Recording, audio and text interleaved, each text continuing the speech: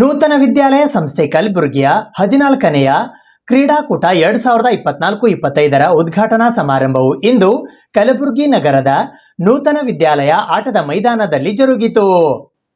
ನೂತನ ವಿದ್ಯಾಲಯ ಸಂಸ್ಥೆ ಕಲಬುರಗಿಯ 14ನೆಯ ಕ್ರೀಡಾಕೂಟ 2024-25ರ ಉದ್ಘಾಟನಾ ಸಮಾರಂಭವು ದಿನಾಂಕ 29 ನವೆಂಬರ್ 2024ರಂದು ಬೆಳಗ್ಗೆ 9:30 ಗಂಟೆಗೆ ಕಲಬುರಗಿ ನಗರದ ನೂತನ ವಿದ್ಯಾಲಯ ಆಟದ ಮೈದಾನದಲ್ಲಿ ಜರುಗಿತು. ಇದರ ಉದ್ಘಾಟಕರಾಗಿ ನೂತನ ವಿದ್ಯಾಲಯ ಸಂಸ್ಥೆ ಕಲಬುರಗಿ ಅಧ್ಯಕ್ಷರಾದ ಡಾಕ್ಟರ್ ಗೌತಮ್ ಆರ್ ಜಹಾಗೀರ್ದಾರ್ ಆಗಮಿಸಿದ್ದರು.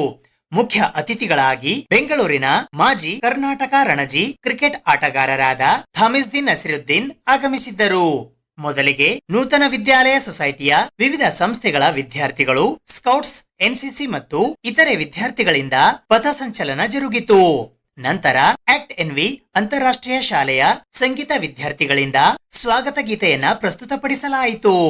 ನಂತರ ನೂತನ ವಿದ್ಯಾಲಯ ಕ್ರೀಡಾ ಸಮಿತಿಯ ಸದಸ್ಯರಾದ ಆನಂದ್ ಆರ್ ಪಪ್ಪು ಸ್ವಾಗತಿಸಿದರು.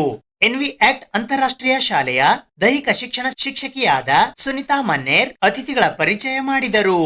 ನಂತರ ಡಾಕ್ಟರ್ ಗೌತಮ್ ಆರ್ ಜಹಾಗೀರ್ದಾರ್ ಇವರಿಂದ Thamsiddin Nasiruddin, NV sports committee convener Santosh Kobal ಇವರಿಂದ ಡಾಕ್ಟರ್ ಗೌತಮ್ ಆರ್ ಜಹಾಗೀರ್ದಾರ್ ಹಾಗೂ ದೈಹಿಕ ಶಿಕ್ಷಕರಾದ ವಾಸುದೇವ್ ಕುಲಕರ್ಣಿ ಇವರಿಂದ ಎನ್ವಿ ಸೊಸೈಟಿಯ ಸೆಕ್ರೆಟರಿ ಅಭಿಜಿತ್ ಎ ದೇಶ್ಮುಖ್ ಇವರಿಗೆ ಸನ್ಮಾನಿಸಿ ಗೌರವಿಸಲಾಯಿತು.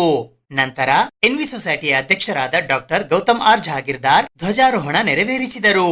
ನಂತರ official in charge physical education teacher Vasudev K, NV polytechnic ಕಾಲೇಜಿನ Kumari Sahana K Kolkur, Kumari Saharadda Arya, NVS degree ಕಾಲೇಜಿನ Kumari Bhavani, Kumari Vijayalakshmi Jadhav, NV English medium ಶಾಲೆಯ Kumar Prajwal S Kobal, Kumar Sathvik GK, NV PU ಕಾಲೇಜಿನ ಕುಮಾರ್ ಸಿದ್ಧಾರ್ಥ್ ಆರ್ಕೆ, ಎನ್ವಿ ಕನ್ಯಾ ಶಾಲೆಯ ಕುಮಾರಿ ಪಲ್ಲವಿ ಹಾಗೂ ಕುಮಾರಿ ದೀಪಿಕಾ ಇವರಿಂದ ಕ್ರೀಡಾ ಜ್ಯೋತಿಯ ಆಗಮನವಾಯಿತು. ನಂತರ ಎನ್ವಿ ಡಿಗ್ರಿ ಕಾಲೇಜಿನ ಕುಮಾರಿ ಭವಾನಿ ಕ್ರೀಡಾಳುಗಳಿಗೆ ಪ್ರತಿಜ್ಞಾ ವಿಧಿ ಬೋಧಿಸಿದರು. ನಂತರ former Karnataka Ranji cricket player Thamisdin Nasiruddin ಇವರು ಕ್ರೀಡಾಕೂಟವನ್ನ ಉದ್ಘಾಟಿಸಿ ಮಾತನಾಡಿದರು. ತದನಂತರ ಡಾಕ್ಟರ್ ಗೌತಮ್ ಆರ್ ಜಹಾಗೀರ್ದಾರ್ ಇವರು ಅಧ್ಯಕ್ಷೀಯ ಭಾಷಣವನ್ನ ಮಾಡಿದರು. ಕಾರ್ಯಕ್ರಮದ ಕೊನೆಯಲ್ಲಿ NV sports committee convener Santosh N Kobal ಇವರು ವಂದನಾರ್ಪಣೆ ಮಾಡಿದರು. ಈ ಸಂದರ್ಭದಲ್ಲಿ ಎನ್ವಿ ಇಂಗ್ಲಿಷ್ ಮೀಡಿಯಂ ಶಾಲೆಯ ಅಸಿಸ್ಟೆಂಟ್ ಟೀಚರ್ ಜಯಾ ಸರಾಫ್ ಸೇರಿದಂತೆ ಇತರೆ ಅನೇಕರು ಉಪಸ್ಥಿತರಿದ್ದರು.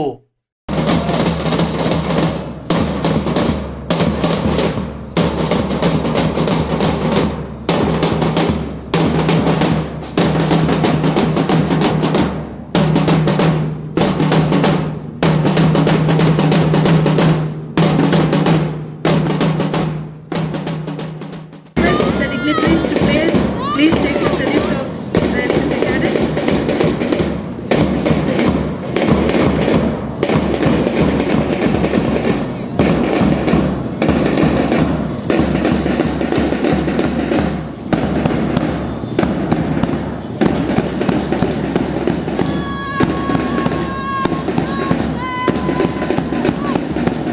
The ensign cadets of Boys High School is further followed by Scouts of NV English Medium.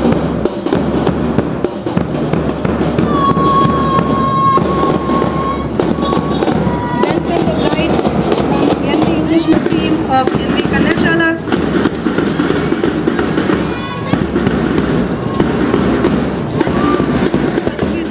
That is the first person of all the institutions.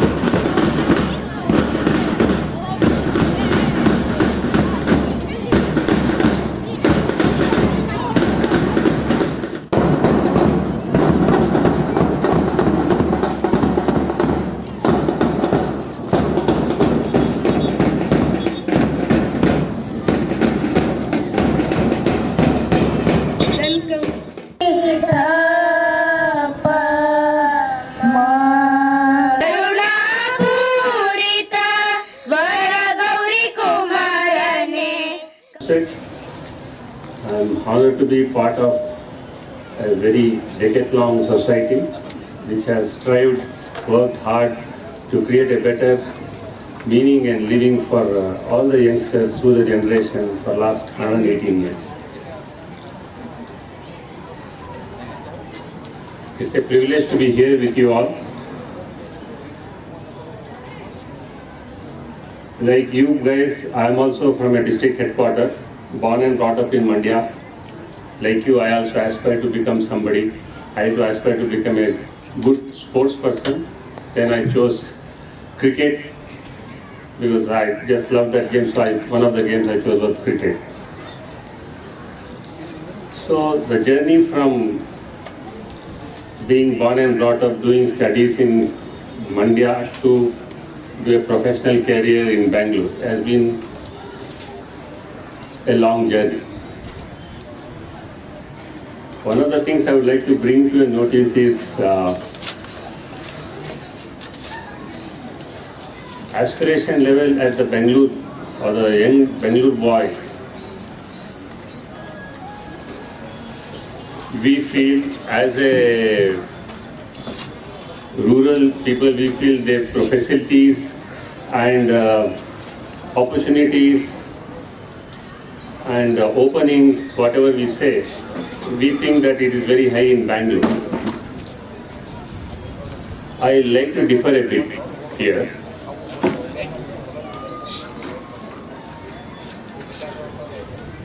A typical kid like you in Bangalore, just to play for 1.5 to 2 hours, has to spend at least 1.5 to 2 hours on road to reach the destination.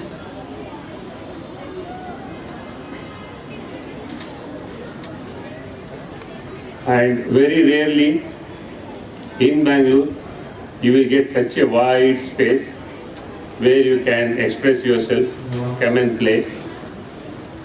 Even a small event he has to do, even wants to play a bit of badminton, even he wants to play a bit of football, you have to pay and play in Bangalore.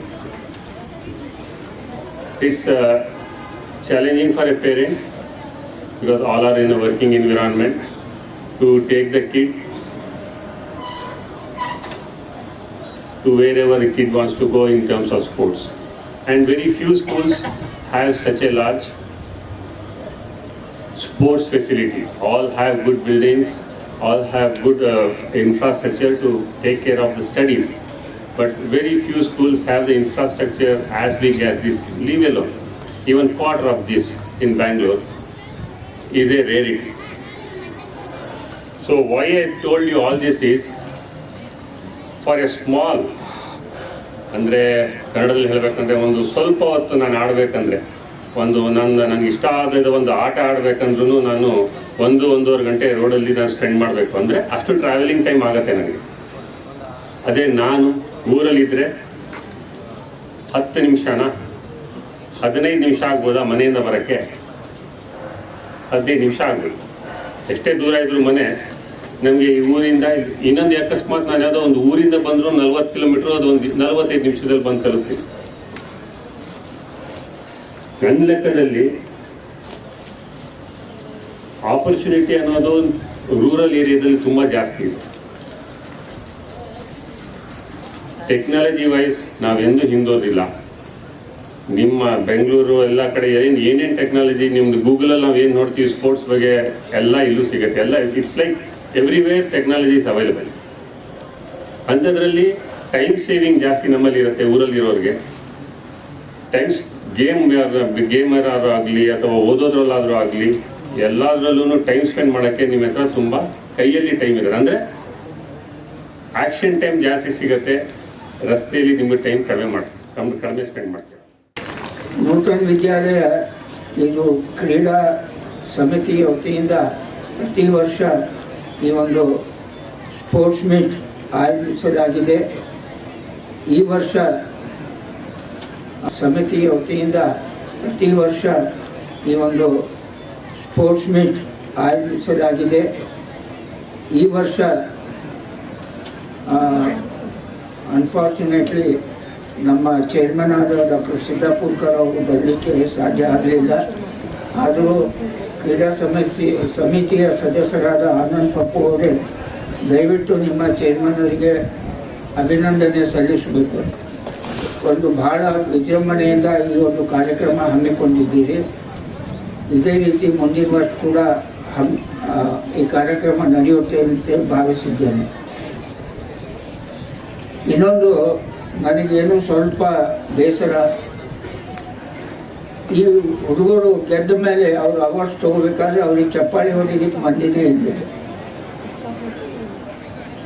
ದಯವಿಟ್ಟು ಯಾವುದೇ sports meet ಆಗಲಿ, ಯಾವುದೇ event ಆಗಲಿ, ಎಲ್ಲ school ಕಾಲೇಜ್ಗಳಿಗೆ ರಜೆ ಕೊಡಲಿ. ಆ ವಿದ್ಯಾರ್ಥಿನಿಯರು ಇಲ್ಲೇ ಬರಬೇಕು. ರಜೆ ಅಂತ ಘೋಷಿಸಬೇಡ್ರಿ. ಕ್ಲಾಸಸ್ ಗ್ರೌಂಡ್ನಾಗ ಇರ್ತಾವೆ ಅಂತ ಹೇಳ್ರಿ. Let them take attendance. All the head of the institutions and staff, let them take attendance of all the students and staff also. ಯಾಕಂದರೆ ಸ್ಟಾಫ್ನು ಕೆಲಸ ಇಲ್ಲ ಅಂತೇಳಿ ಮನೆಗೆ ಹೋಗ್ತಾರೆ. ಅದಕ್ಕೆ ಅವ್ರದ್ದು ಅಟೆಂಡೆನ್ಸ್ ತೊಗೋಬೇಕು. ಇದರದ್ದು ಪ್ರಾರಂಭ ನಾಳೆನೇ ಆಗುತ್ತೆ.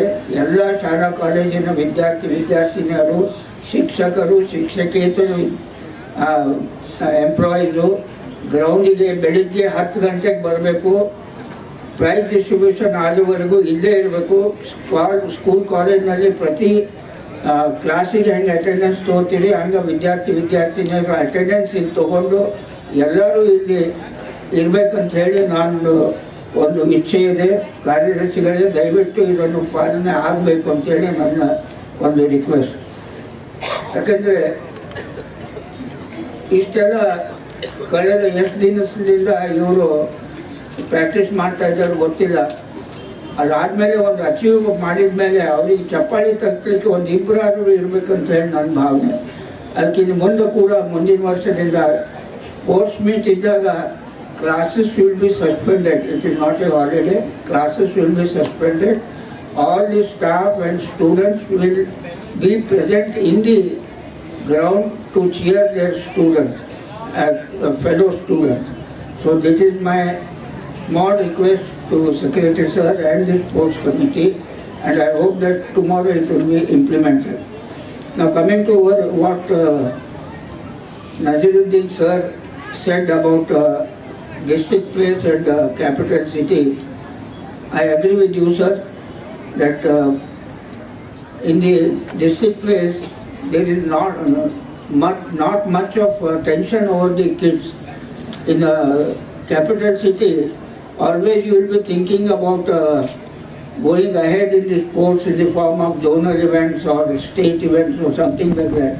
But some of our students are unaware and they play for play's sake. In that the best will come out of them. I believe it, and the last 15-20 years I have been seeing in this ground. Many people have bloomed to represent our zone, not only zone but our state also in some events. So that is the biggest advantage. Probably because I have my nephew's children in Bangalore. When you ask why do you play cricket, they say I want to play for country or for the state. But that is not the case in people like living in Gulbarga. They play for play's sake, and in that they really enjoy playing the game and come out in a better way than people in the capital city.